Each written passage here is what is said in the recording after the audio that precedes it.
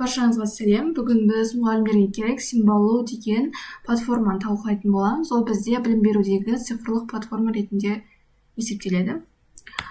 Ең алдымен Симбалу деген не? Симбалу деген ол веб-сайттар, оқу материалдары және онлайн ресурстарды бір жерде жинақтауға арналған цифрлық платформа. Яғни сіздің сабақта қолданатын, мектепте қолданатын барлық платформаларыңызды, сайттарыңызды бір жерге жинап отыратын платформа түрі. Және оның негізгі ерекшеліктеріне тоқталып өтетін болсақ, ең бірінші жаңағы айтқанда сілтемелерді сақтау. Сіз барлығын бір жерге жинап, бір жер іздеп отпайсыз, сол платформа ішінде барлығы жиналып тұратын болады. Өзіңізге керек платформалардың, сайттардың сілтемесі.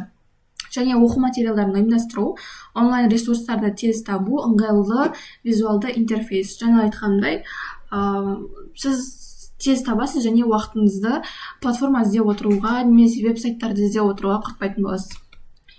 Келесі бізде бұл платформаның мақсаты жалпы ең алдымен ақпаратты жүйелеу және оқу ресурстарына қолжетімділікті жеңілдету, мұғалім мен оқушының жұмысын ыңғайлы ету және цифрлық оқыту ортасын дамыту.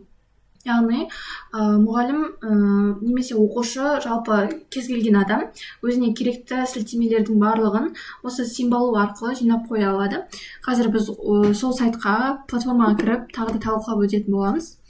Ал енді мүмкіндіктеріне тоқталып өтетін болсақ, бізде бұл платформада не жасауға болады? Ең алдымен веб-парақшаларды сақтауға болады. Яғни біз қолданатын веб-сайттардың сілтемесін алып, осы жерге сақтап қоямыз, кез келген уақытта біз оны алып қарап отыра аламыз. Және сонымен қатар оның ішінде поисковик болады, Google сияқты, любой ақпаратты сіз сол жерден іздей аласыз. Және келесі бізде оқу материалдарын топтастыру және онлайн тақталар құруға болады, сонымен қатар білім беру ресурстарымен бөлісу және қашықтықтан оқытуда пайдалануға өте тиімді платформа. Артықшылықтары, жалпы бірінші артықшылығына тоқталсақ, ол қарапайым интерфейс.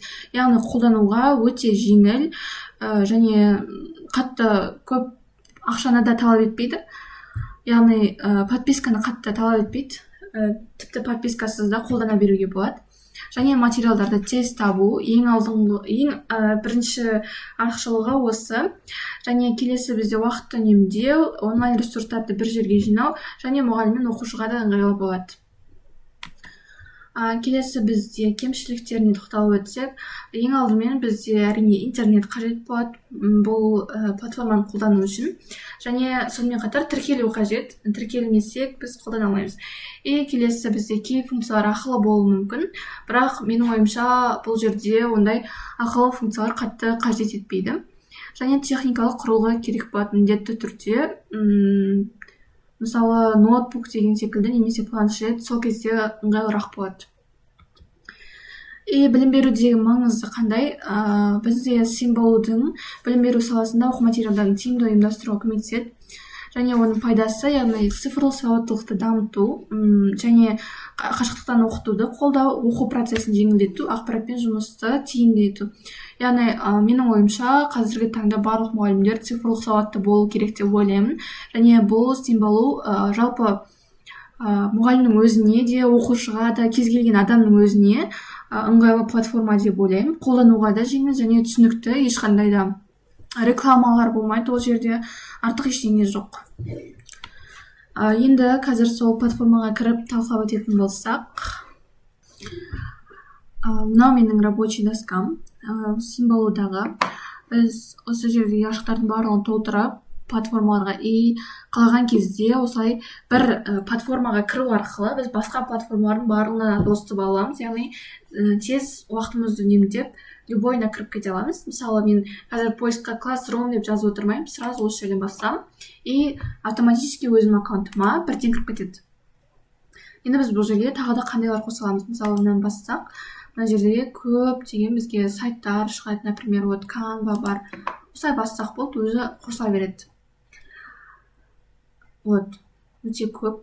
Либо мұнда